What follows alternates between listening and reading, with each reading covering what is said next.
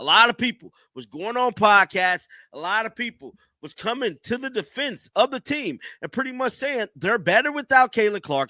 They don't need Caitlin Clark. And one person that was doing all the yapping was Jeff Teague. And he went on not one episode, but 2 episodes claiming that Caitlin Clark and the Fever was pretty much nothing without, well, pretty much saying that Caitlin was the Achilles heel. Check out this footage. Easy. Yeah, Natasha Howard handling business. The Indiana Fever's winning streak ended yesterday with a defeat against the Los Angeles Sparks. This loss challenges the ongoing discussion about whether the team performs better without Caitlin Clark on the court. Many believe that if Clark had participated in yesterday's match, the Fever would have secured victory during that crucial fourth-quarter surge. Clark's ability to deliver clutch three-pointers and close out games could have made the difference. Prior to this setback, the team had achieved 5 consecutive victories, which sparked considerable debate among commentators and fans. Easy. Yeah, Natasha Howard handling business, 21, 5 and 5. She been going crazy. Leah Boston had 16 and 12 as well. Sophie Cunningham had 17. Did CC play? Nah. I wonder why they on a 5-game win streak, but let's keep it going. What's up? They playing better without her? Right, as of this year, you can say that, yes. But hey, stay in our locker room. The Mercury, for real. yeah, When I always speak. speak the gospel, bro. I respect it. 24, easy. Yeah, and like they steady pushing this narrative. Jamie. Several podcasters and analysts began suggesting that the Fever operated more effectively without their star player, with some going as far as calling Clark a liability to the team's success. Former NBA player Jeff Teague emerged as one of the most vocal critics, appearing on multiple podcast episodes to share his controversial opinions. During these appearances, he praised other players like Natasha Howard, who recorded 21 points, 5 rebounds, and 5 assists, along with Leah Boston's 16 points and 12 rebounds, and Sophie Cunningham's 17-point performance. Teague openly stated that the team was performing better without Clark, suggesting this was evident from their current season's results. This narrative drew criticism from various quarters, with one commentator pointing out that many people pushing this storyline weren't actually regular viewers of Fever games. Jamie said, once again, former NBA All-Star Teague is talking about the Fever and Caitlin Clark. Jeff, I'll respect your take more if you actually watched our games. Asking if CC is playing shows you don't. It's non-Fever fans pushing the better without CC narrative. And I'm telling you, man, this is definitely the truth. It's a bunch of people pushing this narrative that they're better without Caitlin.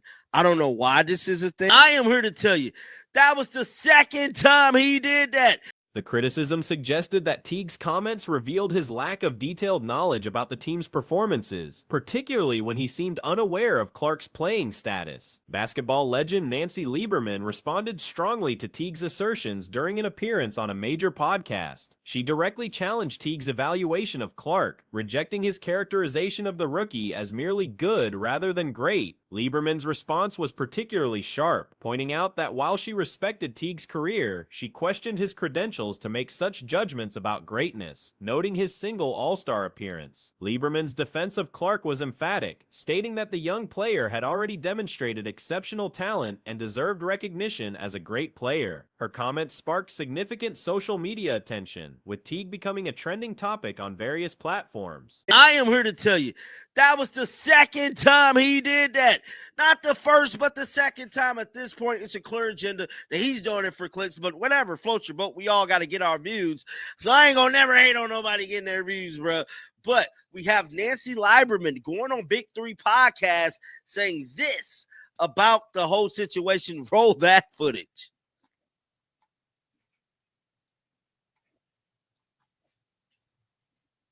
I don't agree with Jeff Teague, who I read something today said that, Teague responded to the criticism through social media, maintaining his position while making personal references to Lieberman's family connections to professional basketball. His response included comparisons between his own career achievements and those of Lieberman's relatives in the sport, escalating the disagreement into more personal territory. Statistical analysis reveals important context for this debate. During Clark's absence due to injury, the Fever lost 7 games while winning 8 games during her active participation earlier in the season. I don't agree with Jeff Teague, who I read something today said that, Caitlin Clark, well, she's just a good player. she's not a great player. He Jeff, said that? She good, but she not that good. I love you. You weren't a great player. Wait. Okay. Wow. Wow. She said, Jeff, I love you, but you wasn't a great player. Damn. Serviceable. I know you made the All-Star team one time. Whoa. I'm sorry if we're gonna Hey, if we're gonna be honest. I'm happy for your career. we won't out, Jeff. The current season represents a significant milestone for the Indiana Fever organization. For the first time since 2012, the team has achieved this level of success, including consecutive victories that haven't been seen in over a decade. Notably, the last time the Fever performed at this level, they captured the championship title, suggesting positive momentum for the franchise. Recovery updates from head coach Stephanie White indicate careful management of Clark's return timeline. White emphasized the importance of following proper rehabilitation protocols and avoiding any setbacks that could complicate the healing process. I'm happy for your career. We won't out, Jeff, my guy. But you tripping. Caitlin's great. She got She is great. Wow. When do that episode come out, man? Oh, my God. Jesus. So she went up in there and straight told, dude, you know what? You're not a great player, Jeff. Jeff Teague, you wasn't great at all. Now, let's see if Jeff Teague actually responded to this. I don't think he has. I don't believe he did. The coaching staff remains committed to ensuring Clark's complete readiness before her return to competition. Let's see if Jeff Teague actually responded to this. I don't think he has. I don't believe he did. Let's see here, man. This is a very interesting storyline, dog. Nancy Lieberman got time today. Now, Jeff Teague is currently trending. He's trending on Twitter right now.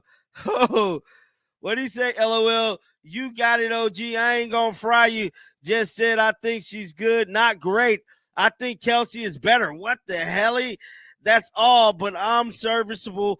That's kind of true. My career was kind of like your son. The extended recovery period may have provided additional preparation time, potentially leading to an even more impactful return to the court. The ongoing debate about the team's performance with and without Clark appears to lack statistical foundation. The numerical evidence suggests that arguments portraying Clark as detrimental to team success are unsupported by actual game results. The Fever's historical context and current trajectory indicate that Clark's presence contributes significantly to the organization's success rather than hindering it. The franchise's current position represents their best performance in over a decade, coinciding with Clark's arrival and impact on the team. Career was kind of like your son's in the big three. Only thing was my mom didn't draft me. Nah, I'm joking. SOL to y'all. So that's Jeff Teague. I believe this is on this was Instagram. So did he comment up under this? Oh my Jesus. Now a whole situation has opened up. So he's talking about her son now. Wow, now he's taking personal shots at her son.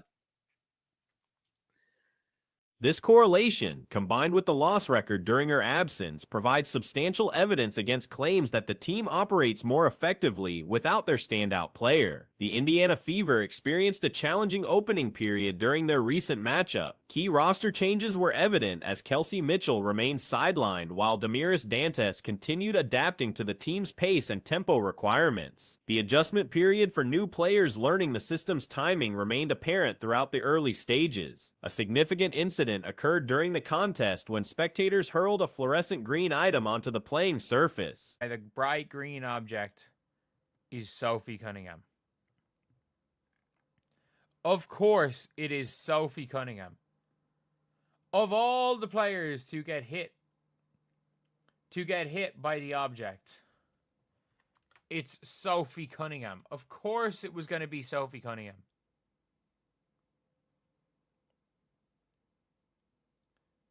Who else was going to be the player hit? This marked the third such occurrence involving brightly colored objects being launched from the stands. However, this particular instance represented a concerning escalation as the projectile made contact with a player for the first time in these incidents. The targeted individual was Sophie Cunningham, who became the unfortunate recipient of the thrown object. The timing and circumstances of this contact raised serious questions about fan behavior and venue security protocols. The situation unfolded while multiple Indiana players were positioned in that area of the court, suggesting the throw was directed toward the visiting team rather than being an isolated targeting of Cunningham specifically. Who else can be the first player hit by it?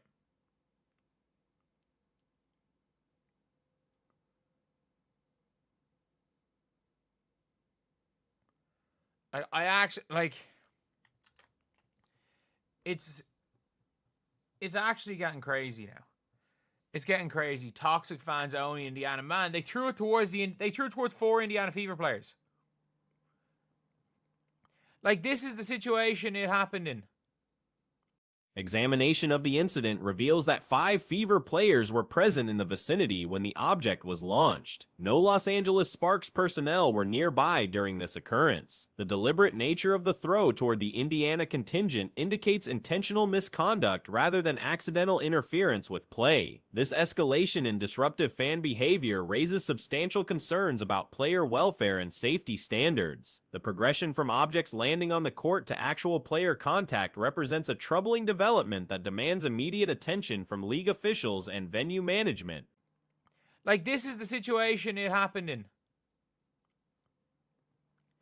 I kid you not, there were no Sparks players there.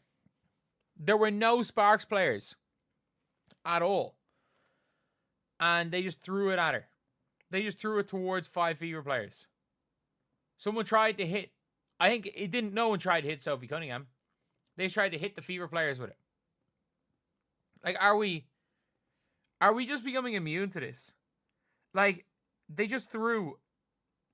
A fan just threw. The response to this incident highlights potential double standards in how such situations are evaluated. Many observers note that if similar behavior occurred at Indiana's home venue directed toward visiting players, the reaction would likely involve comprehensive investigations and serious discussions about player safety protocols. Questions would arise about whether games should continue under such conditions or if alternative arrangements would be necessary. The disparity in expected responses becomes more apparent when considering the specific player involved. Cunningham's reaction to being struck was notably lighthearted, as she appeared to treat the incident with humor rather than concern. Threw an object towards the Fever players, and it happened to hit Sophie Cunningham.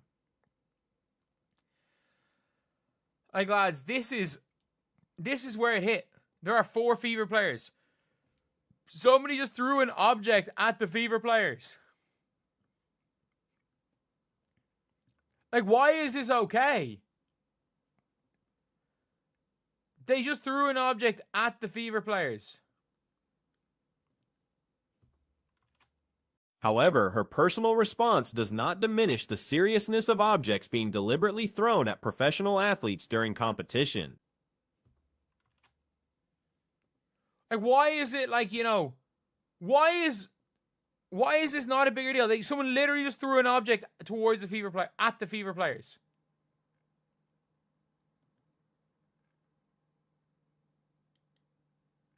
Like, this is ridiculous. This is absolutely ridiculous. It was, in fact, a green object. It was a green object. Throwing objects at individuals in public spaces typically constitutes assault, regardless of the setting or circumstances. The fact that this occurred during a professional sporting event does not exempt the behavior from potential criminal consequences. Security personnel and law enforcement should treat these actions with appropriate seriousness. The incident represents a watershed moment for how the league handles fan misconduct. I'm sorry, like,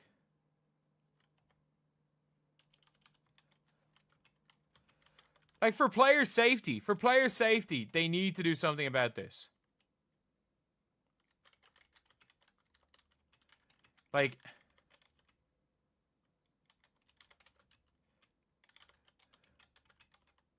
if this happened the opposite way, if this happened in Indiana. Previous occurrences involved objects reaching the court without player contact, but this escalation demands stronger protective measures and consequences for disruptive spectators. Player safety. If this happened in Indiana towards another group of players, there would be something to be done. Like, if this happened in Indiana towards any other team,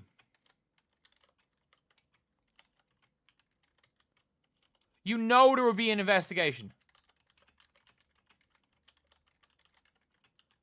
And players were called unsafe.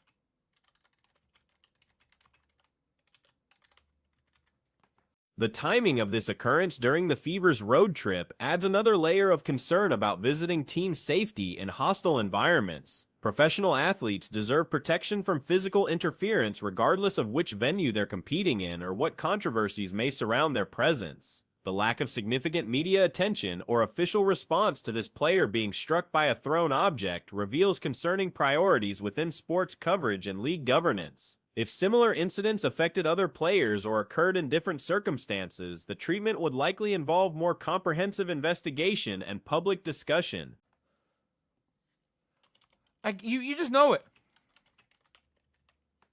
You just know if this happened in Indiana, this wouldn't be the way we're talking about this. The way we're talking about this would be, oh, should players play in Indiana?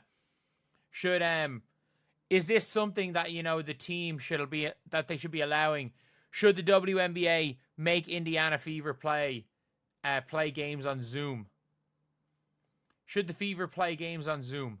Like, that is something that This situation demands swift action from multiple stakeholders. Arena security must identify and prosecute the individual responsible for throwing the object.